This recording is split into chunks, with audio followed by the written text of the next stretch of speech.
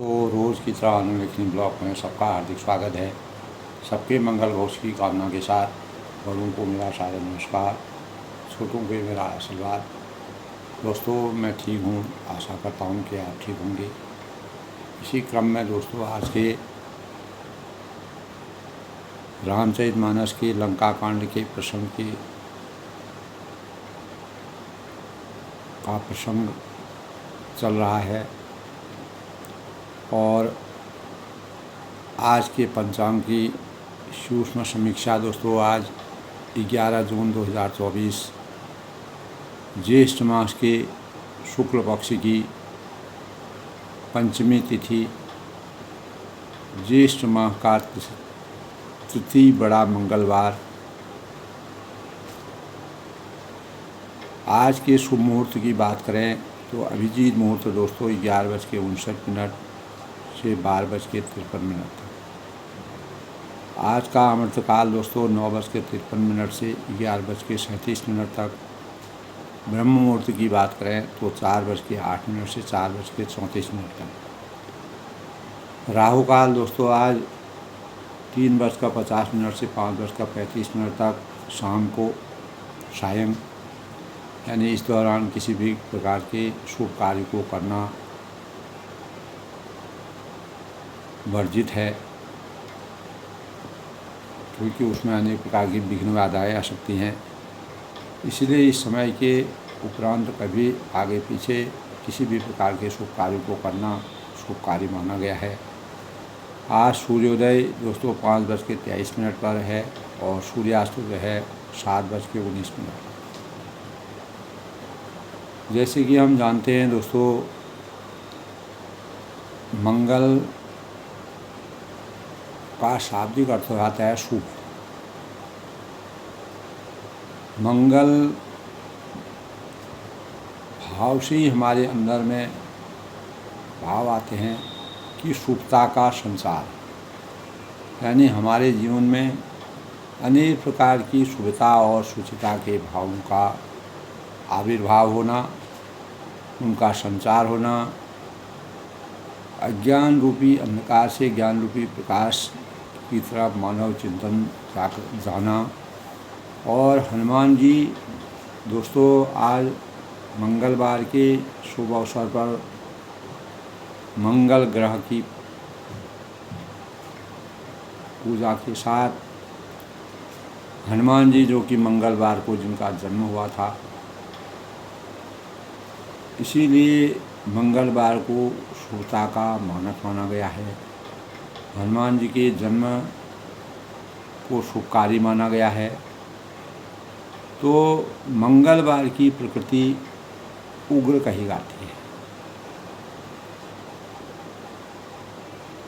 मंगल जो है उग्रता का भाव है और हनुमान जी अपने कार्यों में तेज था, बल था, शक्तिशाली थे और बहुत बड़े योद्धा थे, वीर थे। मर्यादा पुरुषोत्तम भगवान राम जी ने उनको शक्ति प्रदान की थी। इसीलिए यह दिन हनुमान जी व मंगल देव को समर्पित है।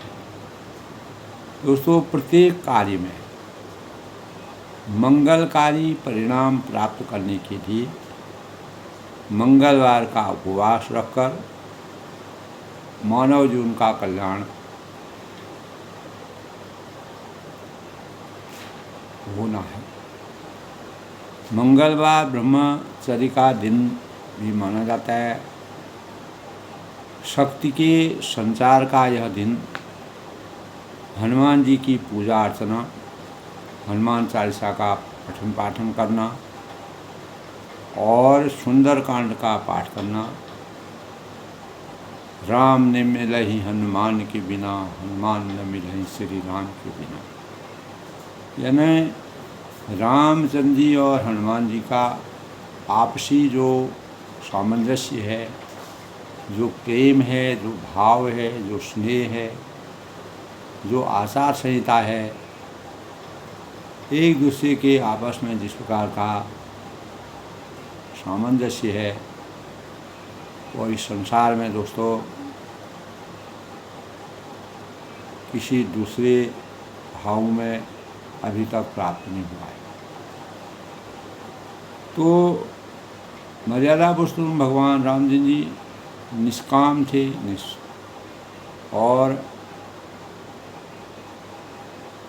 निष्काम भाव से, निस्वार्थ भाव से किसी भी सेवक की वो शरण में जो आता है उसकी रक्षा करना, उसके जीवन को परिमार्जित करना, उसके जीवन का उद्धार करना, उसको मोक्ष प्राप्त करना, इस प्रकार के भाव रामचरितमानस में तुलसी द्वारा विकसित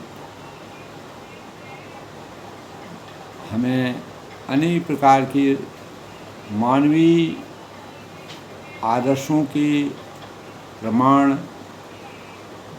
और प्रेरणा और शुचिता के भावों का समावेश प्रत्येक जन जन के मस्तिष्क में होता है। दोस्तों, हनुमान जी को गेरुआ वस्त्र और सिंदूर और लड्डू, बेसन के लड्डू और फल को चढ़ाना शुभ माना गया है। उनका भोग शीर से लगाया जाता है और मंगल को जन्मे मंगल ही करने मंगलमयी श्री राम जय हनुमान। जय हनुमान ज्ञान गुण सागर, जय कपीश लोक उजागर। राम दूत अतुलित बल धामा, अंजन पुत्र पवन सुदामा। महावीर विक्रम बजरंगी, कुमति निवार सुमति के संगी। कंचन वरण विराज सुबेशा, कानन कुंडल कुंचित केसा। इस प्रकार दोस्तों सुंदरकांड यानी सुंदरकांड के साथ हनुमान चालीसा का पाठ पठन करना, हनुमान जी की बल का, उनके स्वरूप का, उनके कार्यों का, कैसे वह समुद्र पार गए, कैसे उन्होंने रामचंद्र की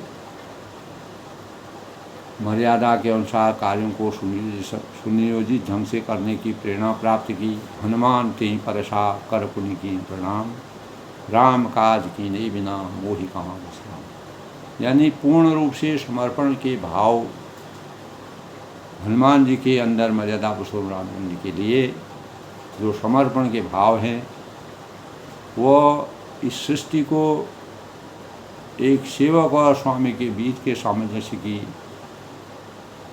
जो वास्तविक भावना है उसको प्रदर्शित करते हैं। दोस्तों, मंगल का अर्थ इसलिए शुभता और शुचिता, कुशल मंगल जीवन की कामना है।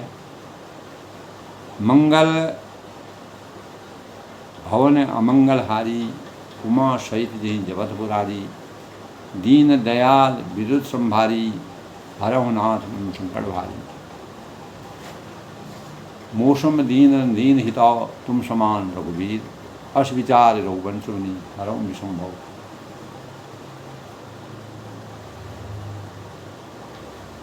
अष्ट सिद्धि नव निज की दाता, असबर नींद मोहि जान की माता। राम रसायन तुमरे पासा, सदा रहो रघुपति की दासा। लंका में जाकर के रावण को इस प्रकार से बताएं, सदा रहो रघुपति के स्वामी तुम कृपाल। अष्ट सिद्धि नव निज की दाता, असबर मोहि जान की माता। राम रसायन तुमरे पासा, सदा रहो रघुपति की दासा। तुम्हारी मंत्र विभीषण माना, लंकेश्वर भय सब जग जाना। युग सहस्र योजन मानु, पिल्लुताय मधु फल दाना। प्रभु मुद्रिका मेल मुमाई, जलधि नांगे असर नाही। दुर्गंका जगत के देवी, सुवन राम दुलारे तुम रखवारी। होतने आज्ञा बिन वैशाली। सब सुख रहे तुम्हारी शरणा, तुम रक्षा खाओ को रहे। आपन तेज प्रताप समारू आपे, तीनों लोग हमरी गाँपे। भूत विचास निकट नहीं आवे, महावीर का नाम सुनावे। नासै रोग देश पीरा, जो संदेह। जय जय जय हनुमान गोसाई, कृपा करहूँ गुरुदेव की नहीं। यह सदबार पाखड़ जोई छूटई मंदी महासुर। जो यह पढ़े हनुमान चालीसा होई सिद्धि साकी गौरी सो। तुलसीदास राहड़ तेरा कीजय मातम। पवन तनय संकष्ट हरण मंगल मूर्ति रूप। राम लखन सीता सहित हृदय बसों। ये कल्पना, ये साधना, ये संकल्प जब हनुमान जी करते हैं तो हनुमान चालीसा का पूरा सार इसके अंतर्गत निहित है। दोस्तों, राम रसायन नुमली पासा सदा रहू रफर की दासा। तो मंगलवार के दिन जन्मे जो भी साधक होते हैं दोस्तों, वह अत्यधिक ही वफादार और स्वामी भक्त और भरोसेमंद होते हैं। ज्येष्ठ माह के मंगलवार, जैसे कि आज मंगलवार का महामंगलवार, श्रेष्ठ मंगलवार, जिसको बड़ा मंगल भी कहा जाता है, ज्येष्ठ माह के मंगलवार के दिन ही भगवान श्री रामचंद्र जी और हनुमान जी का आपस में मिलन हुआ था, मुलाकात हुई थी, एक दूसरे से संपर्क स्थापित हुआ था। और उसी दिन से मर्यादा पुरुषोत्तम भगवान रामचंद्र जी अंतर्यामी थे। हनुमान जी के भावों को और उनके अंदर जो निष्काम भाव से रामचंद्र के लिए जो आस्था थी, जो भाव थे, जो भक्ति थी, जो भाव थे, वह उनको सबसे प्रेरणादायक लगे। इसी कारण इस माह के पड़ने वाले जो भी मंगलवार होते हैं, जितने भी, उसको बड़ा मंगल कहा जाता है। और इस दिन की पूजा उपासना समस्त कष्टों और दुखों का निवारण के रूप में माना गया है। और अनेक प्रकार के कष्टों का हमारे जीवन से हरण होता है और हमको शक्ति का सृजन होता है। तो इस दिन उपवास और रखने से हम कहीं बार भी कार्य करते हैं तो कार्य में हमारी तरक्की मिलती है। बल और साहस के हमारे शरीर में उत्तेजना आती है। मंगल ग्रह प्रबल ग्रह भी है दोस्तों। मंगल ग्रह का शास्त्र हनुमान चालीसा का सुंदरकांड मंगलवार को करना चाहिए। और चमेली का तेल खरीदना इस दिन शुभ माना जाता है। हनुमान जी पर चमेली का तेल अर्पण करना चाहिए। नमक इस दिन खाने से परहेज करना चाहिए। उपवास, खासतौर से जिन लोगों ने मंगलवार का उपवास किया हो, और तामसिक भोजन से हमेशा दूरी बना के रखनी चाहिए। मंगलवार दोस्तों मेष और वृश्चिक राशि के स्वामी मंगल होते हैं। और हनुमान जी की पूजा उपासना से मंगल दोष समाप्त होते हैं। और जो हमारे कार्यों में रुकावट आती है, कार्यों में परेशानी आती है, जो कार्य हमारे खराब हो जाते हैं, तो वह कार्य हमारे, अगर हम मंगलवार को हनुमान जी की विधिवत पूजा उपासना पाठ और हनुमान जी का ध्यान करते हैं, ओम हं हनुमते नमः, ओम हं हनुमते नमः का पाठ करना, इसका जाप करना शुभ कार्य माना गया है। रामचरितमानस के अनुसार दोस्तों हनुमान जी हमेशा मर्यादा पुरुषोत्तम जब से पंपापुर में वानरों के राजा सुग्रीव को से मुलाकात हुई और जटायु ने उनको रास्ता बताया तब से हनुमान जी लगातार मर्यादा पुरुषोत्तम भगवान रामचंद्र के सेवक बन गए और जितने भी उनके रुके हुए कार्य थे उन कार्यों को संपन्न करने के लिए मर्यादा पुरुषोत्तम भगवान राम को हनुमान जी को अपना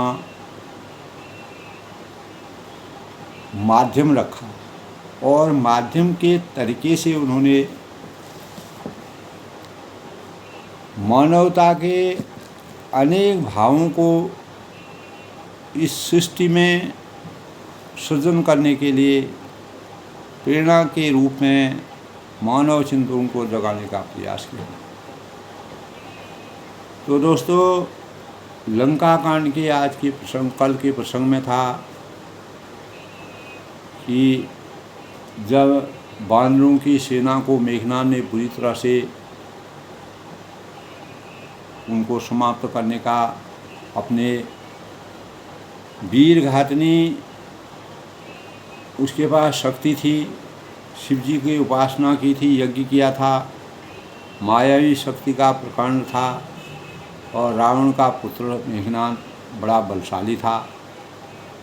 अनेक प्रकार की मायावी विद्याएं उसको आती थी, उसके शस्त्र अस्त्र में इस प्रकार की ताकत थी। तो जब दोनों ओर से सेना आपस में युद्ध करती है तो अनेक प्रकार के बानरों को बानर भी डर जाते हैं मेघनाद की शक्ति देख कर के। 10 बाण उसने इकट्ठे मारे जिससे बानर भयभीत हो गए और चारों तरफ जो है युद्ध की विभीषिका में चारों तरफ का वातावरण अंगारों की ढेरों पर राख सा बिछ गया, इस प्रकार का परिवेश हो गया। तो घायल वीर इस प्रकार से सुशोभित होते हैं जैसे फूले हुए पलाश के पेड़। लक्ष्मण और मेघनाद दोनों योद्धा अत्यंत क्रोध करके एक दूसरे से भिड़ते हैं। युद्ध की विभीषिका में दोस्तों रावण को अहंकार और मेघनाद को अहंकार इसलिए था कि भगवान शिव की आराधना से उन्होंने वरदान प्राप्त किया था और अनेक प्रकार की शक्तियाँ जो है प्राप्त की थी।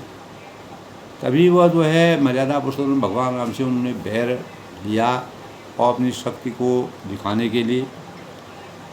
तो एक दूसरे को जब लक्ष्मण और मेघनाद में युद्ध होता है,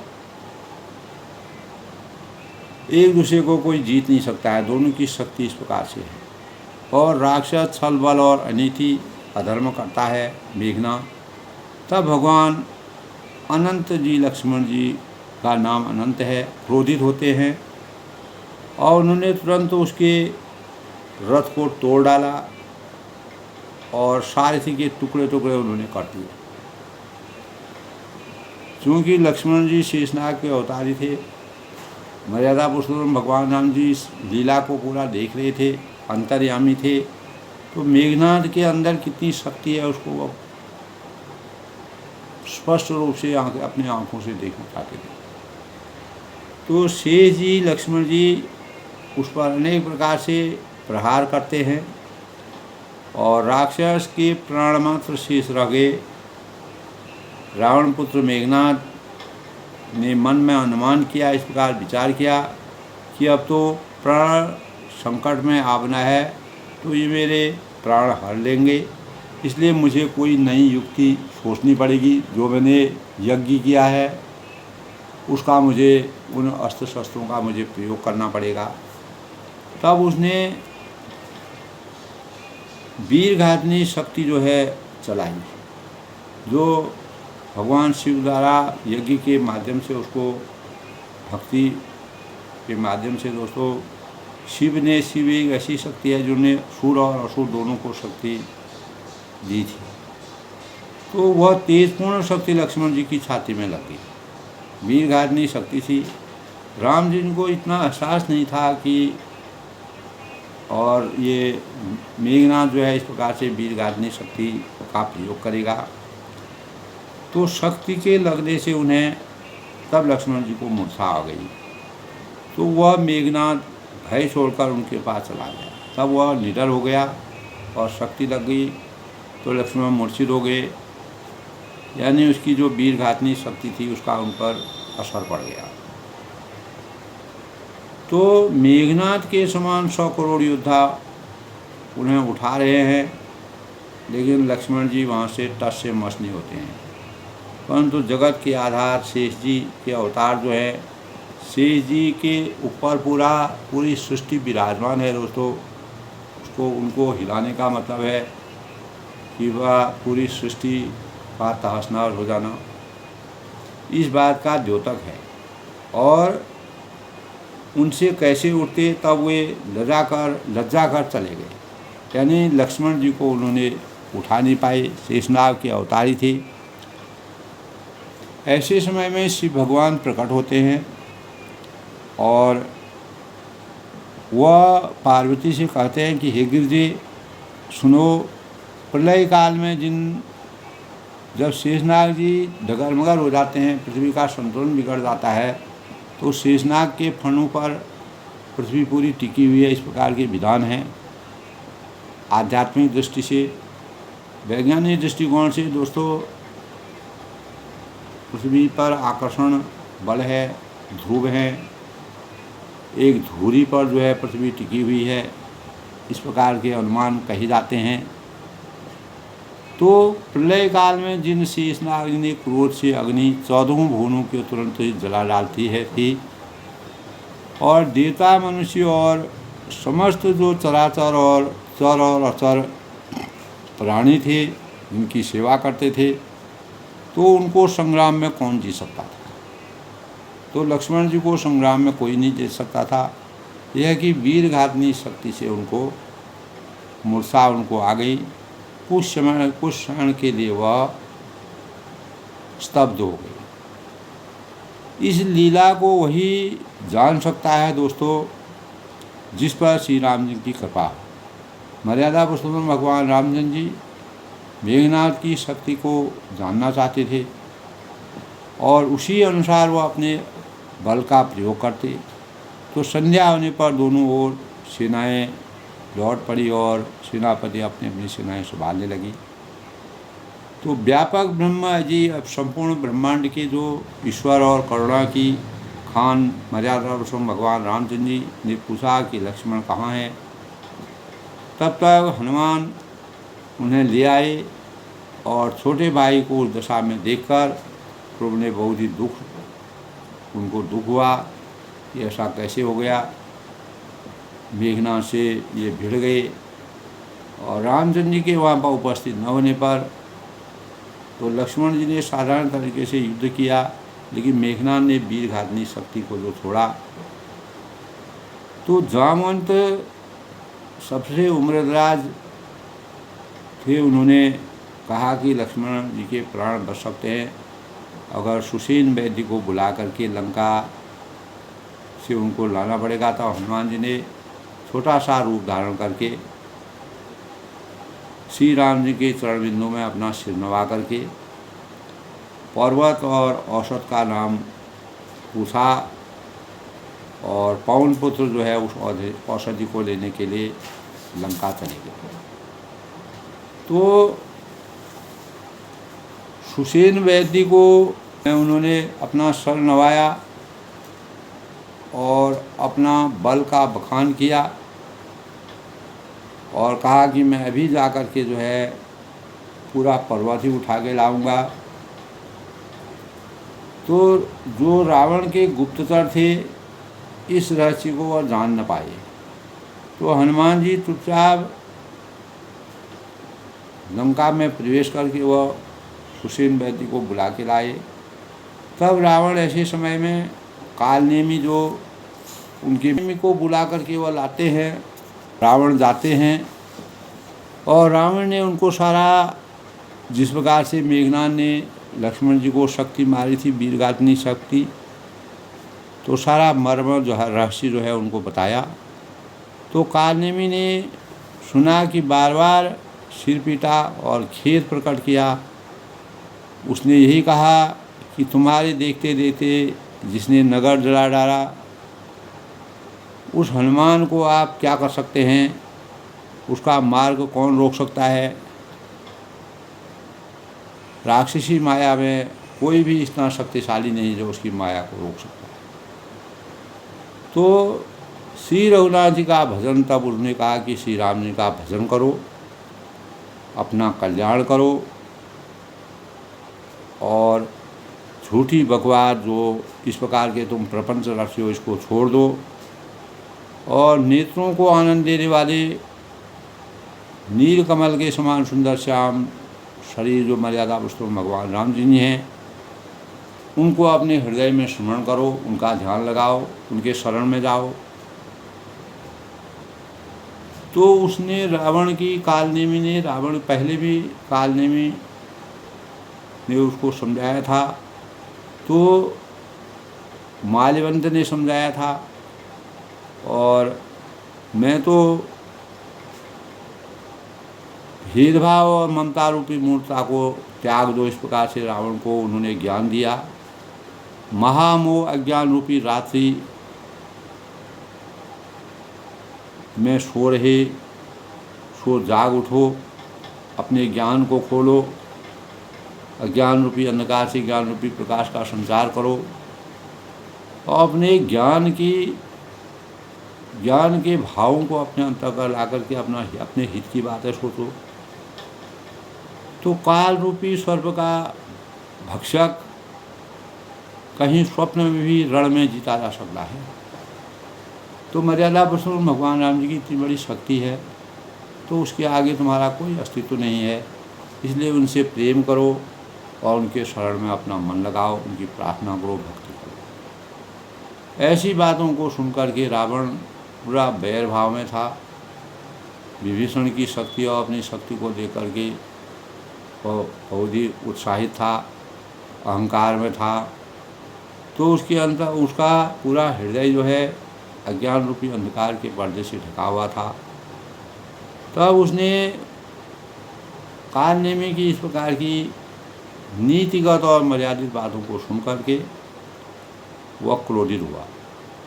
तब कालनेमी ने मन में विचार किया कि इसके हाथ से मरने से अच्छा है मैं रामचंद्र के दूत के हाथ से मरूंगा तो मेरा हित होगा। इससे बेकार की बातें करना बेकार है, क्योंकि मूर्ख के आगे गिड़गिड़ाना या किसी प्रकार की शिक्षा देना उसके लिए वो अहितकारी होती है, उसको ज्ञान की प्राप्ति नहीं हो सकती है। तब सुनि दशकंठ दिशानयति तेहि मन की विचार, राम दूत कर मरूं बरु यह खल रत मल भार। तब कालनेमी कहते हैं कि मैं राम के दूत के हाथ से मरूं तो मुझे मोक्ष की प्राप्ति होगी। इस दुष्ट के इस पावय यानी जो ये पाप का समूह के समान, जो यह दुष्ट तो पाप के समूह के समान है, इसी हाथ से मरना मेरे लिए ठीक नहीं है। तो मैं मर्यादा पुरुषोत्तम भगवान राम के दूत के हाथ से मरूंगा तो मेरा पुण्य हो जाएगा। इस प्रकार से दोस्तों, यानी जो ज्ञान की मर्यादा पुरुषोत्तम भगवान राम जी ने गुरु की शिक्षा के भावों से अपने जीवन को संचित किया था। तो गुरु की महिमा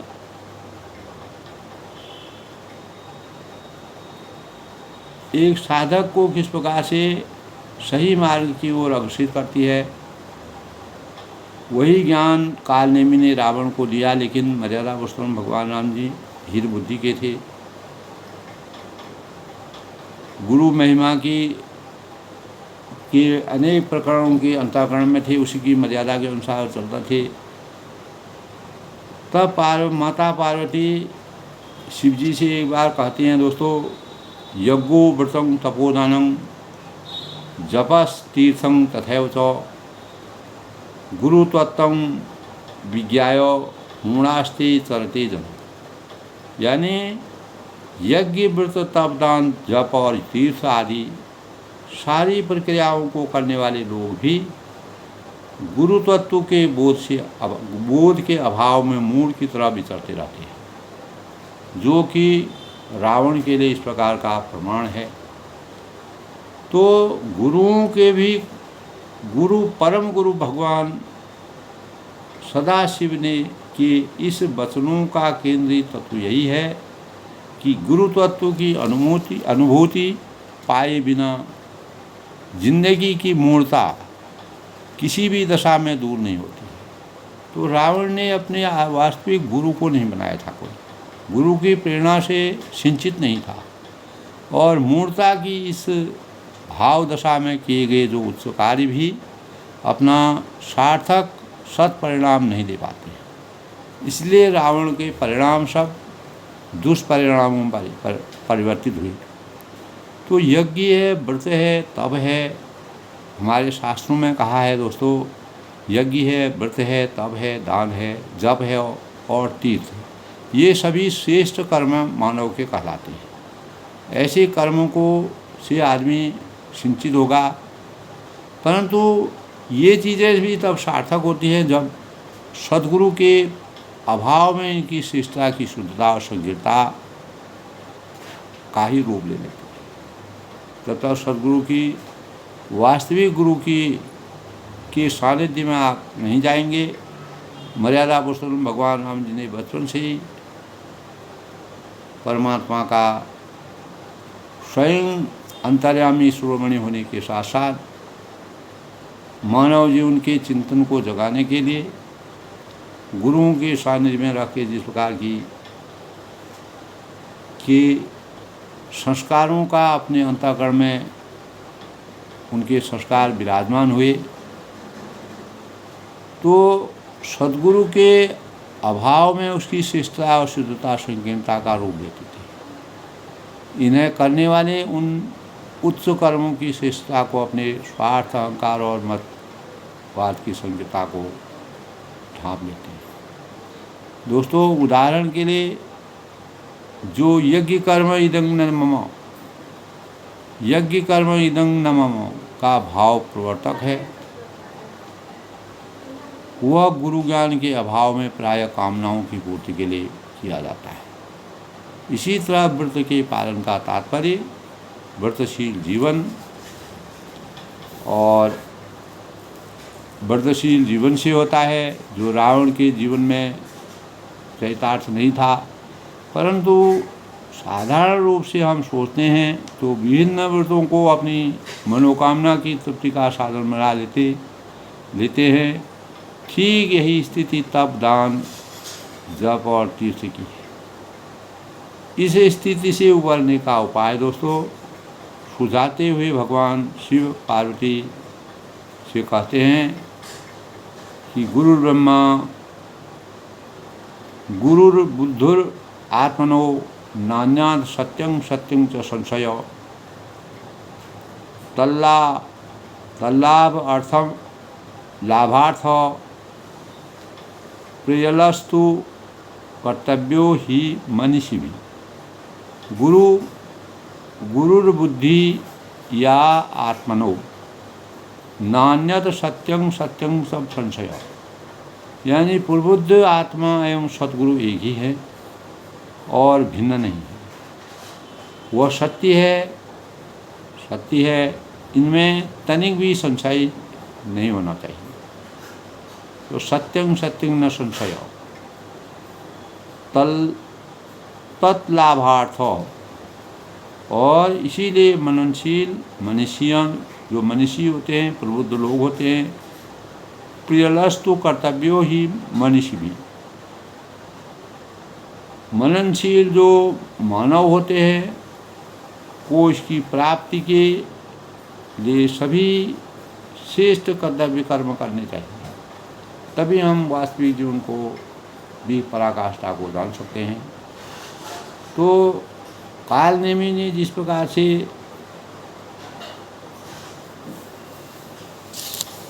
मेघनाथ और रावण को जिस प्रकार से बातें बताई, ज्ञान की बातें बताई, उसके अंतःकरण में उन बातों का संचार नहीं हुआ और उसने उन बातों को अनुकूलता को प्रतिकूलता में लेकर के अपनी क्रोध की अग्नि को जलाने का प्रयास किया। तो आज के प्रसंग में दोस्तों, अस कहीं चला रचिसी मग माया, सर मंदिर सब भाग बनाया, मार तो सुत देखा सुबह आश्रम, मनी बूझ जल पियो जय लाक्ष्म। तब वह अस कहीं चला रची सी मगमाया। वह मन ही मन ऐसा कहकर चला और उसने मार्ग में माया रची और स्वर मंदिर बर बाग बनाया और तालाब मंदिर और सुंदर बाग बनाया। मार्ग सुर देखा शुभ आश्रम। हनुमान जी ने सुंदर आश्रम देख करके सोचा कि मुनि ने पूछ कर जल पी लूँ, मुनि से पूछ कर के मैं यहाँ से जल पी लूँ। तो मुनि बूझ जल पियो जाय श्रम, जिससे मेरी थकावट, जो मैं थका हुआ हूँ, इतनी दूर से मैं आकर के यहाँ पर आया हूँ, तो मैं थकावट को दूर करूँ। तो राक्षस कपट बीस्तं सोहा, माया पद दूत ही सब मोहा। जाय पवन सुध नायु माथा, लाग सो कहे राम गुण गाथा। तो राक्षस वहाँ जो है, राक्षस वहाँ कपट का वेश बनाए विराजमान था और वह मूर्ख अपनी माया से मायापति के दूत को मोहित करना चाहता था। और मारुति ने, हनुमान जी ने उसके पास जाकर मस्तक नवाया और वह श्री राम जी के गुणों की कथा कहने लगा। तब उसने जो है उनको छलने के लिए उनके गुणों की कथा का वर्णन किया।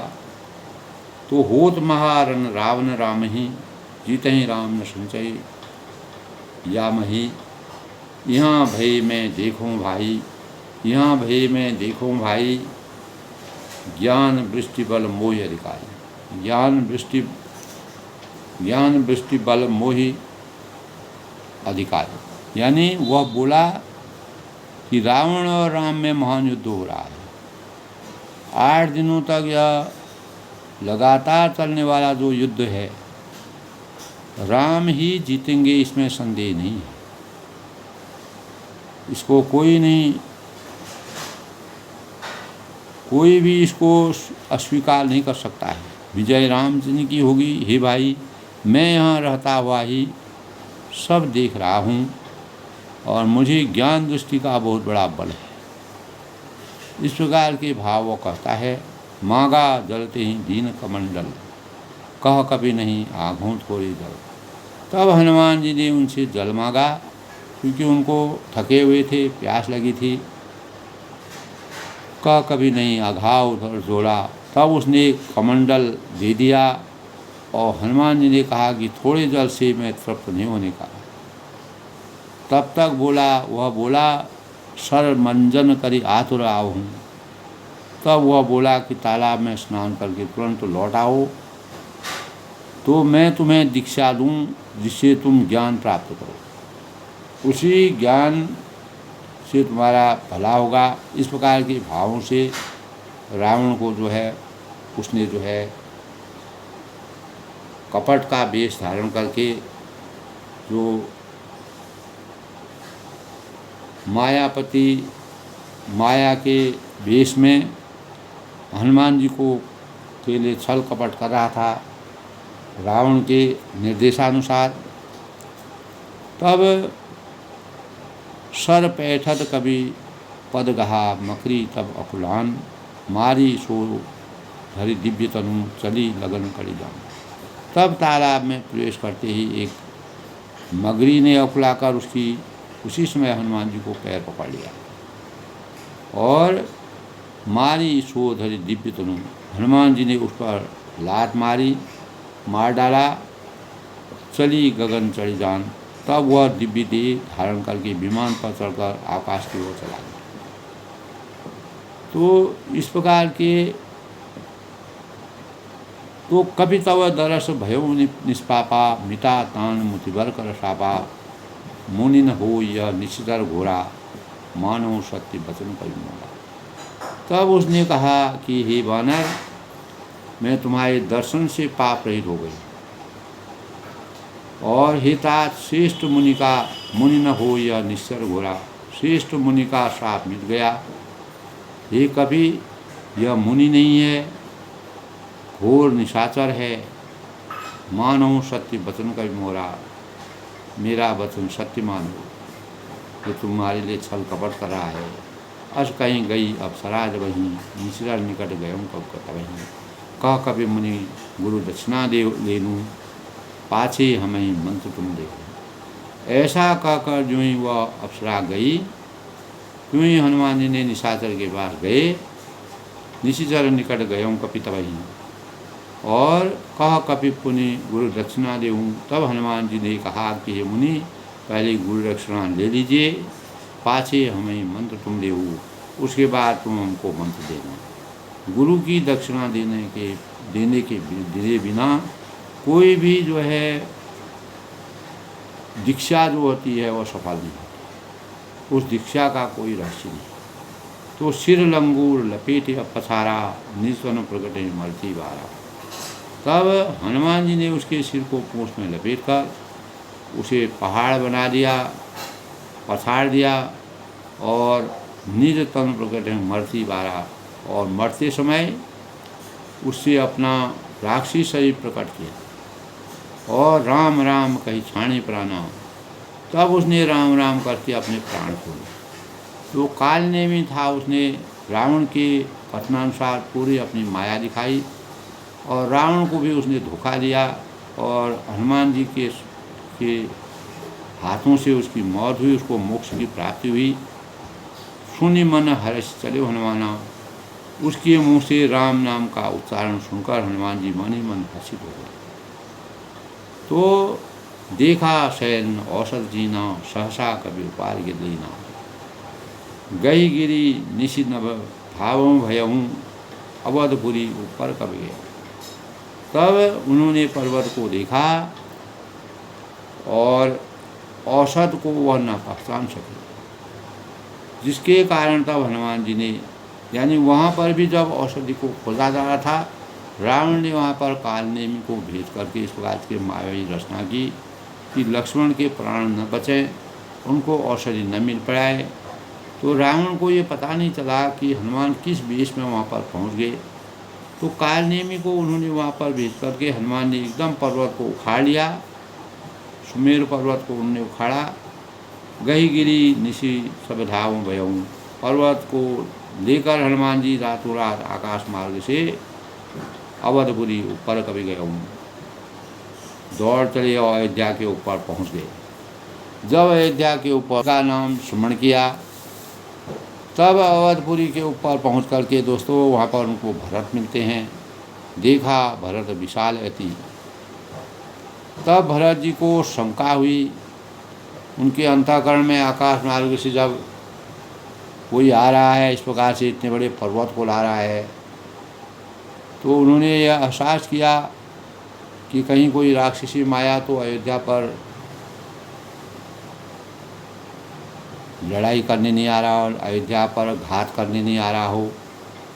तो देखा भरत विशाल अति निशिचर मन अनुमान, अपने मन में इस प्रकार का अनुमान किया, विचार किया कि भरत जी ने आकाश में अत्यंत विशाल स्वरूप देखा, हनुमान जी का विशाल स्वरूप था, और भरत जी को कुछ ज्ञान भी नहीं था कि इस प्रकार की बातें हुई हैं, क्योंकि किसी भी प्रकार के प्रचार प्रसार के साधन न होने के कारण एक दूसरे से सब अलग रहते थे और मन के विचारों के अनुसार और भावों के अनुसार कार्यों को परिणित किया जाता था।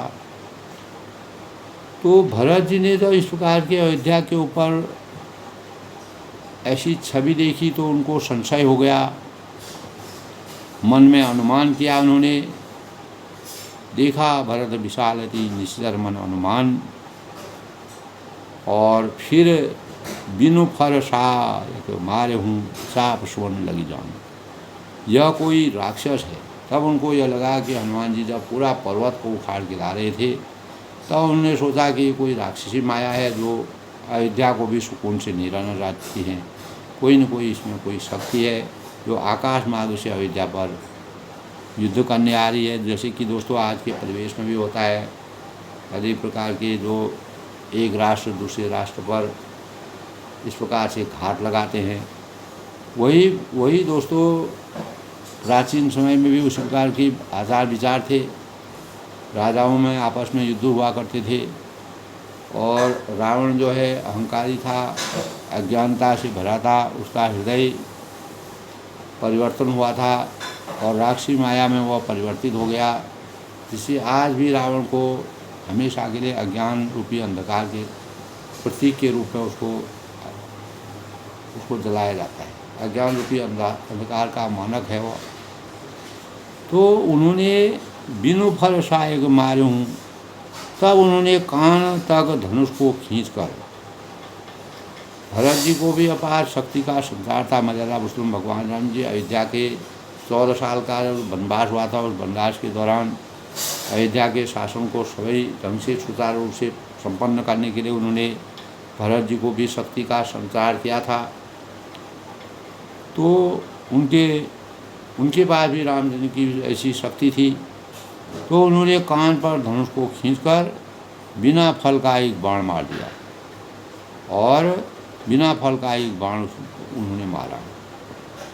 तो तब हनुमान जी की क्या दशा होती है, कैसे हनुमान जी की गति रुक जाती है, और इतने आवश्यकी समय में जब लक्ष्मण मूर्छित हैं, रामचंद्र जी शोक में हैं, और ऐसे समय में हनुमान जी का रास्ता अवरुद्ध कर दिया। लेकिन आगे की आज के प्रसंग में दोस्तों, भरत जी ने हनुमान जी पर जो है बिना फल का जो बाण मारा, उससे हनुमान जी का रास्ता वहीं पर रुक गए, वह अवरोध हो गया। और भरत जी का भी दोष नहीं था, उन्होंने राक्षसी माया का अनुमान किया।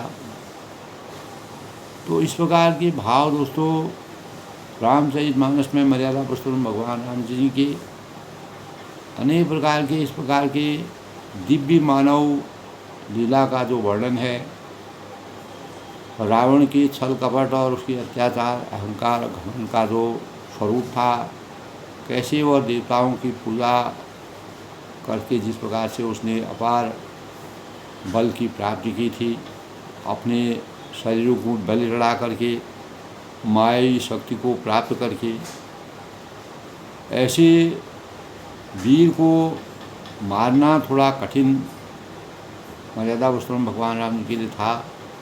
लेकिन वह अंतर्यामी थे, वह सब समझ रहे थे, पूरी लीला देख रहे थे। उसी लीला के अनुसार हनुमान जी का रास्ता वहाँ पर अवरुद्ध हुआ।